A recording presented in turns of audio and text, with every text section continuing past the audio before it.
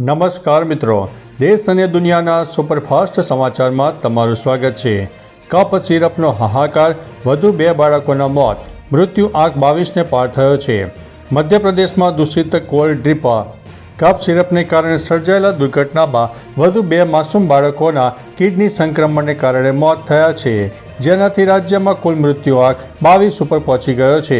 આ મૃત્યુ છિંદવાડાના 2 બાળકોના થયા છે, જેમનું નાગપુરની હોસ્પિટલમાં સારવાર દરમિયાન મૃત્યુ થયું છે। મામલાની તપાસ માટે રચાયેલી એસઆઈટીએ શ્રીસન ફાર્માના માલિક રંગનાથન ગોવિંદની ધરપકડ કરી છે અને દવા ફેક્ટરીને સીલ કરી દેવામાં આવી છે। મિત્રો, અન્ય મહત્વના સમાચારની વાત કરીએ તો માયાવતીની રેલીમાં 10 લાખ લોકો જોડાયા।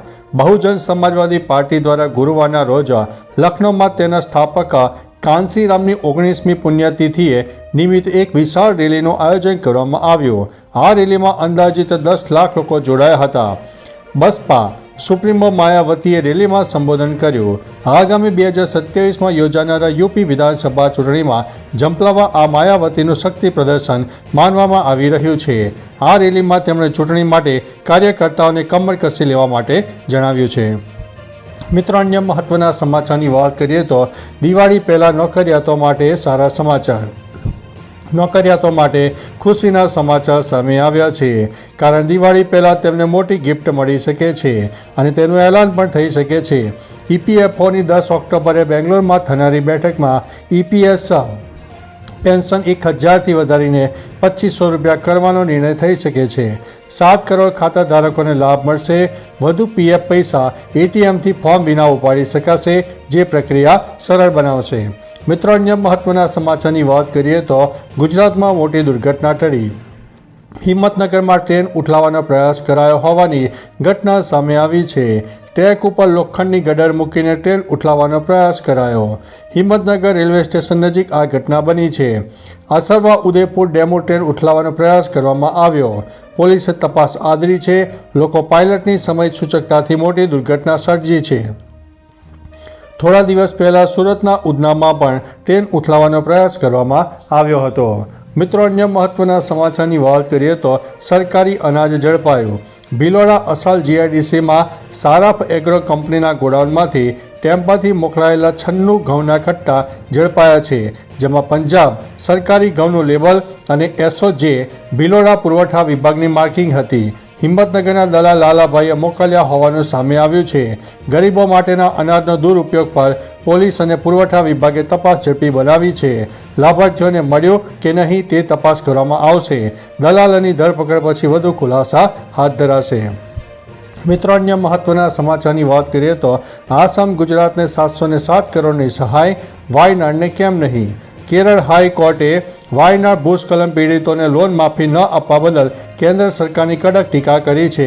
કોર્ટે ટિપ્પણી કરી છે કે જ્યારે કેન્દ્રએ આસામ અને ગુજરાતને 707 કરોડની વધારાની સહાય મંજૂરી કરી, ત્યારે વાયનાડના પીડિતો માટે લોન માફી ન કરવી તે દુર્ભાગ્યપૂર્ણ છે। કોર્ટે બેંકોને પીડિતો સામેની વસૂલાત કરવાની કાર્યવાહી કરવાનો અને અટકાવવાનો નિર્દેશ આપ્યો છે અને કેન્દ્રને બંધારણીય અધિકારોનો ઉપયોગ કરવા જણાવ્યું છે। મિત્રો, અન્ય મહત્વના સમાચારની વાત કરીએ તો આવો મેસેજ આવે તો સાવધાન। એસબીઆઈના અધિકારી તરીકેની ઓળખ આપીને એક ઠગબાજોએ કાલાવડના સુરેશને व्हाट्सएप पर तुम्हारा योनो एसबीआई का पासवर्ड बदल गया है, व्हाट्सएप में एक फाइल भेजता हूँ, उस पर क्लिक करके फॉर्म भर देनाનો મેસેજ મોકલ્યો હતો।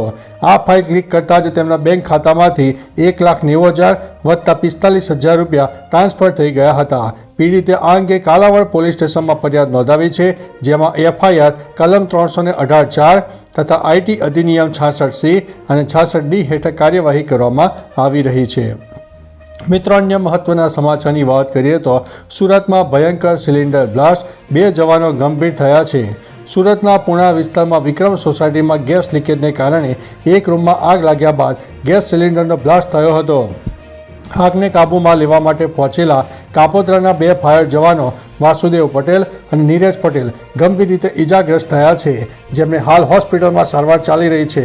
બ્લાસ્ટની અસરથી દિવાલ ધસી પડી હતી, જેમાં 2 સ્થાનિક લોકોને પણ ઈજાઓ થઈ છે। મિત્રો, અન્ય મહત્વના સમાચારની વાત કરીએ તો વોટ લેવા માટે આવવું નહીં. વડોદરા મહાનગરપાલિકા ચૂંટણીઓ નજીક આવતા અટલાદરાની પ્રમુખ સ્વામી કુટીર સોસાયટીના રહીશોએ અનોખો વિરોધ દર્શાવ્યો છે. મુખ્ય ગેટ ઉપર મોટું બેનર લગાવીને જાહેર નોટિસમાં લખ્યું છે કે વોટ લેવા આવવું નહીં. આથી કોઈ રાજનીતિય પક્ષના નેતાએ પ્રચાર માટે પ્રવેશ કરવો નહીં. આ કડક નિર્ણયે વડોદરાના રાજકારણમાં ગરમાવો વધ્યો છે, જે પક્ષો માટે સ્પષ્ટ સંદેશ છે. મિત્રો, અન્ય મહત્વના સમાચારની વાત કરીએ તો દિવાળી પર મીઠાઈ ખાતા પહેલાં ચેતી જજો. ભાવનગર જિલ્લાના સિહોર તાલુકાના આબલા ગામમાં એસઓજી પોલીસે નકલી દૂધના માવાની ફેક્ટરીનો પર્દાફાશ કર્યો હતો. આ ફેક્ટરીમાંથી 1185 કિલો માવો, તેલ અને ફટાકડી જપ્ત કરવામાં આવી છે. આમાં 1030 કિલો મીઠો માવો, 140 કિલો થાબડી માવો અને 150 કિલો ફટાકડીનો નાશ કરાયો છે. એસઓજીની કાર્યવાહી દરમિયાન ફેક્ટરીમાંથી રહેલા સાધનો અને ઉત્પાદન પ્રક્રિયા પણ નોંધાઈ છે. મિત્રો, અન્ય મહત્વના સમાચારની વાત કરીએ તો આગામી સમયમાં રાજ્યમાં સ્થાનિક સ્વરાજ્યની ચૂંટણી યોજાવાની છે. આ અંગે આપ પ્રદેશ પ્રમુખ ઈસુદાન ગઢવીએ જણાવ્યું છે કે આગામી સ્થાનિક સ્વરાજ્યની ચૂંટણીમાં આપ કોઈ સાથે ગઠબંધન કરશે નહીં.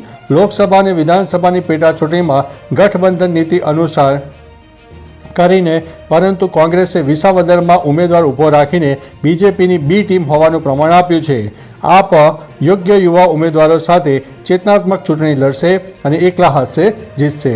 મિત્રો, અન્ય મહત્વના સમાચારની વાત કરીએ તો મંત્રીના દીકરાને 2 લાફા મારવા દો, 10 લાખ આપીશ. વિસાવદરના આપના ધારાસભ્ય ગોપાલ ઇટાલિયા પર ચૈતર વસાવાના રસ્તે ચાલ્યા હોય તેમ લાગે છે. વડોદરાના પાદરા ખાતે ગુજરાત જોડો અભિયાન જનસભામાં તેમણે ગંભીરા બ્રિજ દુર્ઘટનાના વળતર અંગે સરકાર ઉપર આકરા પ્રહારો કર્યા.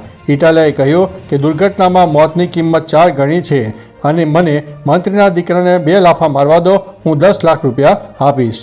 મિત્રો, અન્ય મહત્વના સમાચારની વાત કરીએ તો ભારતે WHOને સિરપ અંગે ચેતવણી મોકલી. ભારતે વિશ્વ આરોગ્ય સંગઠન એટલે કે WHOને જાણ કરી છે કે 3 કપ સિરપ કોલ્ડ્રીપ, રેસ્પિફ્રેશ, TR અને રેલાઇફમાં ડાયથિલિન ગ્લાયકોલનું પ્રમાણ વધુ હતું. આ સિરપથી MP અને રાજસ્થાનમાં 20 બાળકોના મોત થયા છે. અસરગ્રસ્ત ઉત્પાદકોમાં બજારમાંથી પાછા મંગાવ્યા છે અને ઉત્પાદક કંપનીઓને તમામ ઔષધીય ઉત્પાદકોનું ઉત્પાદન બંધ કરવાનો નિર્દેશ પણ આપ્યો છે. મિત્રો, અન્ય મહત્વના સમાચારની વાત કરીએ તો સ્નેપચેટ યુઝ કરતી યુવતીઓ સાવધાન થઈ જાઓ. વેજલપુર વિસ્તારમાં ચોંકાવનારો કિસ્સો સામે આવ્યો છે. સ્નેપચેટ પર પ્રેમ જાળમાં ફસાવીને 17 વર્ષીય સગીરા પર દુષ્કર્મ આચરવામાં આવ્યું. આરોપી માહિર ઉર્ફે અશફાક પડિયાની ધરપકડ કરાઈ છે. આરોપી સગીરાને અલગ અલગ હોટલમાં લઈ જઈને દુષ્કર્મ આચરતો હતો અને વિડીયો કોલ દ્વારા દબાણ કરતો હતો. પોલીસે ફરિયાદના આધારે અલગ અલગ હોટલમાંથી CCTV ફૂટેજ એકત્ર કરીને ગુનાની પુષ્ટિ પણ કરી હતી. તો ચાલો મિત્રો, ફરીથી દેશ અને દુનિયાના સુપરફાસ્ટ સમાચાર લઈને મળતા રહીશો. ત્યાં સુધી અમને રજા આપશો. નમસ્તે.